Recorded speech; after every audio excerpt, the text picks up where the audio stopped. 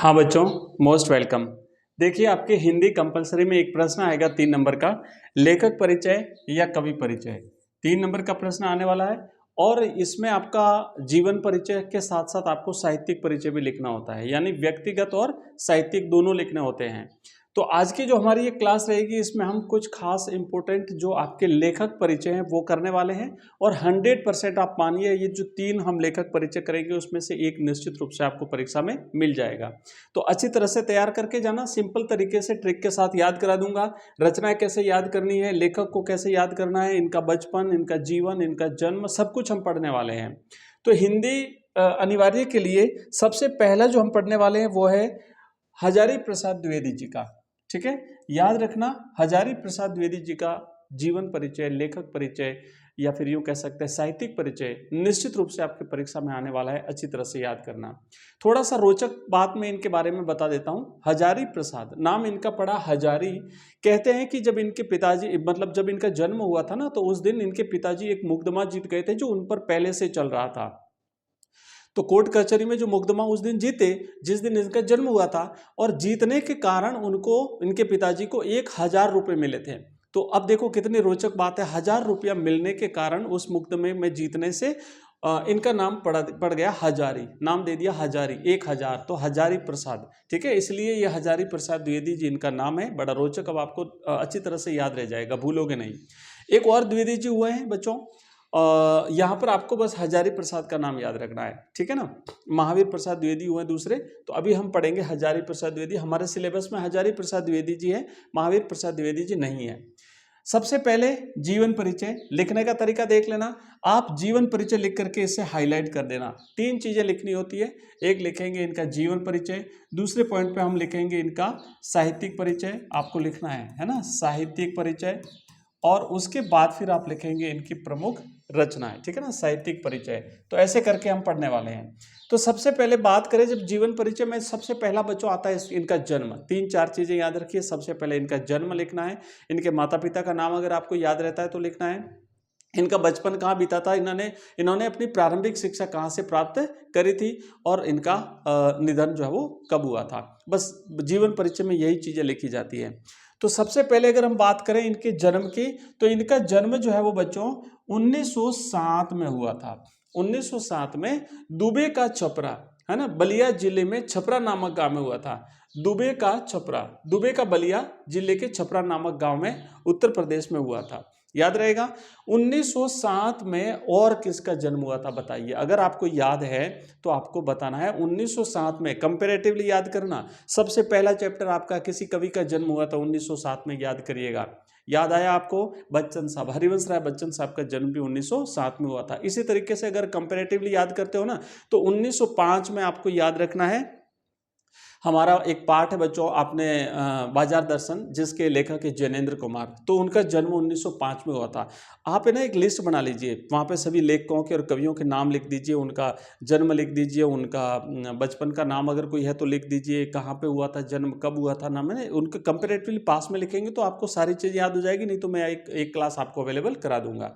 तो अब याद हुआ, पहली पंक्ति सभी को याद हुई ना, हजारी प्रसाद द्विवेदी जी को पढ़ रहे हैं। जन्म इनका उत्तर प्रदेश के जो है वो बलिया में हुआ था और 1907 में हुआ था।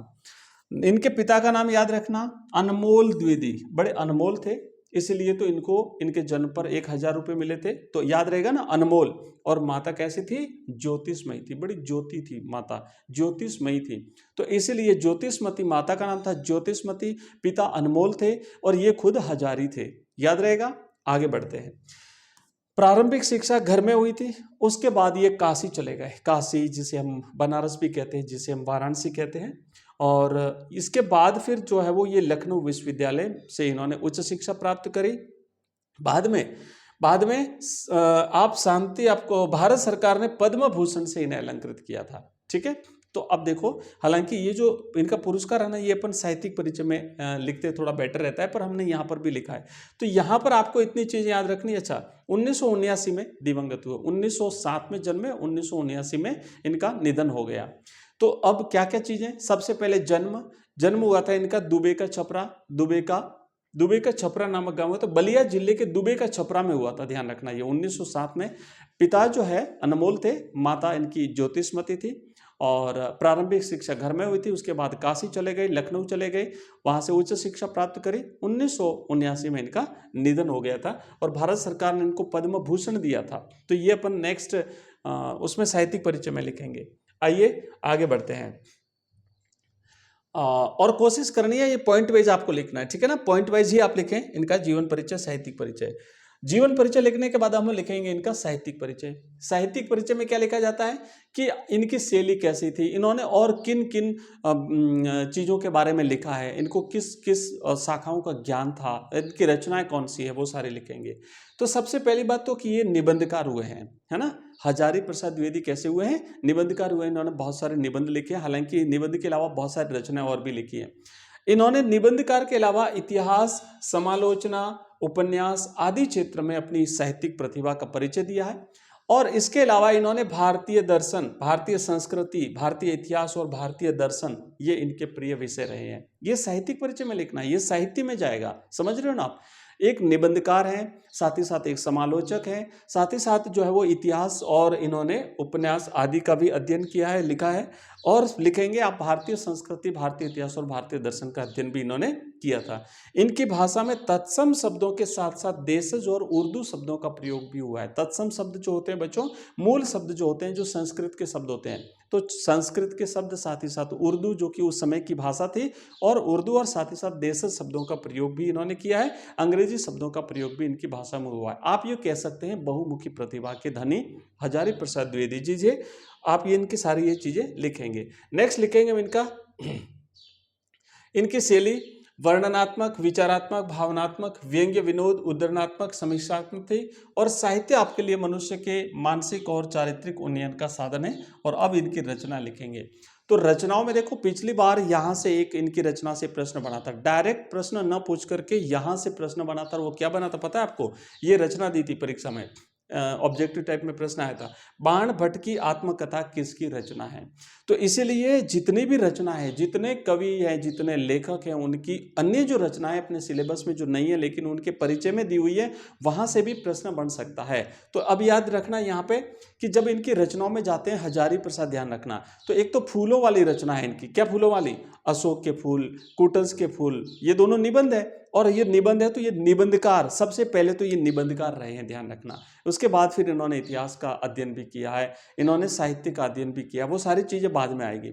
इनके बाद बाण भट्ट की आत्मकथा और अनाम दास का पोथा, ये इनके दो उपन्यास हैं। पहले आपको इनके निबंध लिखने हैं, तो निबंध कितने हैं, निबंध दो हो गए, अशोक के फूल और कुटस। कुटस हमारे सिलेबस में भी है, ठीक है। इसके बाद बाण भट्ट की आत्मकथा और अनाम दास का पोथा। कौन से दास का पोथा भाई, अनाम दास, मतलब जिसका कोई नाम नहीं हो उसका पोथा। तो अनाम दास का पोथा, ये इनके दो उपन्यास हैं। इसके बाद कबीर सूर साहित्य, ये इनकी समीक्षा है। मतलब जो अपने हिंदी के जो प्राचीन कवि हुए हैं, कबीर दास जी, सूरदास जी, इनकी दोनों के साहित्य लिखे हैं, समीक्षा लिखी है इन पर। उसके बाद संक्षिप्त पृथ्वीदास रासो और नाथ सिद्धों की बानियां, ये भी इनकी दो रचना है। तो अब याद हुआ ना। सबसे पहले अगर निबंधों की बात करें तो इनके दो निबंध याद रखने हैं और इनके दो उपन्यास आपको याद रखने हैं। निबंध कौन कौन से हैं, निबंध है इनको अशोक के फूल और कुटस, ठीक है। उसके बाद उपन्यास बाण भट्ट की आत्मकथा और अनाम दास का पोथा। फिर इसके बाद इनकी समीक्षा में जाएंगे कबीर और सूर, मतलब दो दो जोड़े में आप याद रखिए, आपको पक्का याद हो जाएगा, ठीक है। उसके बाद संक्षिप्त पृथ्वीदास रासो और नाथ सिद्धों की बानियां। तो ये हमने आज पढ़ा है बच्चों। अभी एक जो हमने पढ़ा है ये हजारी प्रसाद द्विवेदी जी, और मैं आशा करता हूँ शायद आपको अच्छी तरह से समझ में आ चुका होगा। एक बार फिर से समराइज कर लेता हूँ। सबसे पहले हमने जन्म इनका बलिया जिले के छपरा गांव में हुआ था, और उत्तर प्रदेश के बलिया के छपरा गांव, दुबे का छपरा गांव में हुआ था, 1907 में हुआ था। इनके पिताजी अनमोल थे, इनकी माता ज्योतिषमयी थी, इनका खुद का नाम हजारी प्रसाद था। इनकी प्रारंभिक शिक्षा घर में हुई थी, उसके बाद ये काशी चले गए, फिर लखनऊ विश्वविद्यालय से इन्होंने उच्च शिक्षा प्राप्त करी, और 1979 में इनका निधन हो गया था। भारत सरकार ने इन्हें जो है वो पद्म भूषण पुरस्कार दिया था। इसके बाद इनके साहित्य में चलते हैं तो सबसे पहले ये निबंधकार रहे हैं, साथ ही साथ इन्होंने इतिहास, भारतीय दर्शन, भारतीय संस्कृति का अध्ययन भी किया है। और फिर इनकी रचनाओं में आप आएंगे, इनकी शैली के बारे में थोड़ा सा लिख देना, और फिर इनकी रचनाओं में आएंगे तो दो दो रचना याद रखिए, संक्षिप्त में लिखना, ज्यादा बड़ा नहीं लिखना है, दो दो रचना लिखनी है। सबसे पहले अगर हम बात करें इनके निबंधों की, तो इनके दो निबंध हो गए, अशोक के फूल और कुटस, मतलब अशोक और कुटस दोनों वृक्ष होते हैं ना, तो दोनों वृक्षों की बात करिए, वृक्ष इनके निबंध में जाएंगे, अशोक के फूल और कुटस इनके निबंध हो गए। उसके बाद दो उपन्यास आते हैं जो पिछली बार परीक्षा में पूछा था, एक जो उपन्यास था इनका वो था बाण भट्ट की आत्मकथा और दूसरा था अनामदास का पोता। फिर इनके समीक्षा में जाते हैं तो इनकी दो समीक्षा है, कबीर और सूर का साहित्य। उसके बाद फिर हम इनके पृथ्वीराज रासो, संक्षिप्त पृथ्वीराज रासो और नाथ सिद्धों की बानियां, ठीक है, तो ये इनकी रचना हो गई। तो ये आपका शानदार ढंग से हो गया हजारी प्रसाद द्विवेदी जी।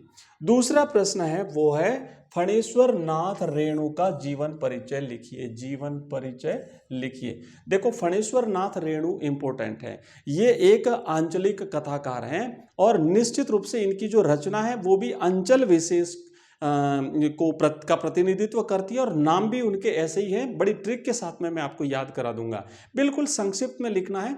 सबसे पहले तो इनका जन्म लिखेंगे, है ना, वही वापस यहाँ पे हमने इनको लिखना था जीवन परिचय, आप ऐसे है ना पॉइंट लगा दीजिए, जीवन परिचय। तो ये पहला हमने लिखा जीवन परिचय, जीवन परिचय हम लिखेंगे। अब डायरेक्ट भी आप लिख सकते हैं, अगर पूरा नहीं लिखे ना कि फणेश्वर नाथ रेणु का जन्म इतने इतने सन को इतने इतने वहां पे हुआ था, चाहो तो पूरा लिखो, नहीं तो आप सीधा लिखो जीवन परिचय लिखा, फिर लिखेंगे जन्म 1921, ओराई हिंगना जिला पूर्णिया, जिसे अब अररिया जिला कहते हैं, बिहार में हुआ था। समझ में आया। और निधन इनका 1977 में हुआ था, जन्म 1921 में, निधन 1977 में। हिंदी साहित्य में आंचलिक उपन्यासकार के रूप में प्रतिष्ठित हुए हैं, और साथ ही साथ जो है ना इनका जीवन बड़ा उतार चढ़ावों से भरा हुआ रहा था। साहित्य के अलावा विभिन्न राजनीतिक और सामाजिक आंदोलनों में भी इन्होंने सक्रिय भागीदारी निभाई थी। और आप सब जानते हैं कि जो भी व्यक्ति राजनीति में उतर जाता है और सामाजिक जो आंदोलनों में सक्रिय भागीदारी निभाता है, उसका जीवन तो बड़ा संघर्षों से भरा रहना ही रहना है। तो इसीलिए आप लिखेंगे इनका जीवन संघर्षों से भरा हुआ था। क्यों? क्योंकि राजनीति और सामाजिक आंदोलनों में इन्होंने हिस्सा लिया था। तो समझ में आया। जन्म 1921 ओराई हिंगना बिहार में, मृत्यु इनकी 1977 में, निधन इनका 1977 में। आंचलिक उपन्यासकार के रूप में जाने जाते हैं। जीवन संघर्षों से भरा रहा था। इन्होंने राजनीति और साथ ही साथ सामाजिक आंदोलनों में हिस्सेदारी की थी। ये तो हो गया इनका जीवन परिचय। अब आप चलेंगे इनके साहित्यिक परिचय में। तो साहित्यिक परिचय ना, जहां आप लिखेंगे पहला पॉइंट जीवन परिचय लिखना, दूसरा लिखना साहित्यिक परिचय। और साहित्यिक परिचय में आप यहाँ पे लिख देना इनकी प्रमुख साहित्य जो है वो इस प्रकार, साहित्यिक परिचय, साहित्यिक परिचय। अब देखो, चूंकि एक आंचलिक उपन्यासकार है, आंचलिक का मतलब अंचल विशेष, एक आप समझिए किसी छोटे से प्रदेश से रिलेटेड हैं, और इनके जितने भी जो रचनाएं होगी वो उसी भूभाग से रिलेटेड होगी, उसी अंचल विशेष से रिलेटेड होगी। तो चूंकि एक ग्रामीण परिवेश में इनका जन्म हुआ था, और गांव में कई बार क्या होता है, जैसे आपने देखा कहीं कूड़े कचरे का ढेर लगा हुआ है, इस प्रकार की चीजें देखने को मिलेगी। तो उसी के आधार पर आपको यहाँ पे इनकी रचना याद करनी है। आंचल कैसा था? मैला, मैला मतलब गंदला, समझ रहे हो ना आप, साफ सफाई नहीं थी तो गंदला आंचल मतलब मैला आंचल, एक रचना इनकी। परती परिकथा, कैसी परिकथा? परियों की कथा, आप समझिए परियों की कथाएं। परियों की कथाएं कहाँ सुनाई जाती है? दादी नानी सुनाती हैं गाँव में बच्चों को। तो परती परिकथा ये भी इनकी रचना है। दीर्घ तपा मतलब बहुत ज्यादा तपता है। गर्मी कहाँ पड़ती है? गाँव में जब भयंकर गर्मी पड़ती है ना, तो वो दीर्घ तपा हो गया। जुलूस निकाले जाते हैं, हालांकि ये शहरों में निकाले जाते हैं पर फिर भी। और कितने चौराहे, ये भी शहरों में रहते हैं। तो ये नाम इस तरीके से याद रखो कि सबसे पहले तो मैला अंचल है ना, गंदगी थी, इस प्रकार का अंचल बड़ा मैला था। उसके बाद फिर परियों की कथाएं, परती परिकथा। उसके बाद फिर आप अगला इसका देखें, दीर्घ तपा, जुलूस, चौराहा, कितने चौराहे, ये हुआ। इसके बाद ये तो इनके उपन्यास हो गए। अब इनके कहानी संग्रह है। क्या कहानी संग्रह है? ठुमरी मतलब जैसे नाचते हैं तो ठुमरी लेते हैं। अगिनखोर जंगलों में पाए जाते हैं। आदिम रात्रि की महक, बड़ी महक आ रही है रात्र को, आधी रात को जागिए। एक श्रावणी दोपहरी की धूप, ये इनके कहानी संग्रह हैं। इसके बाद देखो, ऋण जल, धन जल, बन तुलसी की गंध, श्रुत अश्रुत, ये इनके संस्मरण है। और नेपाली क्रांति कथा और रेणु रचनावली, तो ये इनकी रचना है। बिल्कुल छोटी सी इनका परिचय है, संक्षिप्त में आप याद करिए, बस रचना याद कर लीजिए। रचना है ना, रटना नहीं है, रटोगे तो याद नहीं होगी, जोड़िए। तो ऐसा करना है कि जैसे इनकी रचनाओं में हम सबसे पहले इनकी उपन्यासों की बात करें तो 3 तो इनके ग्रामीण परिवेश को प्रतिनिधित्व करते हैं और 2 इनके शहरी परिवेश को प्रतिनिधित्व करने वाली रचना है। कौन कौन सी है? एक तो मैला आंचल, दूसरी है परती परिकथा और तीसरी है इनका दीर्घ तपा। ठीक है, दीर्घ तपा, ये गांव में, फिर कितने चौराहे और इनका जो है वो जुलूस, ये शहरों से रिलेटेड है।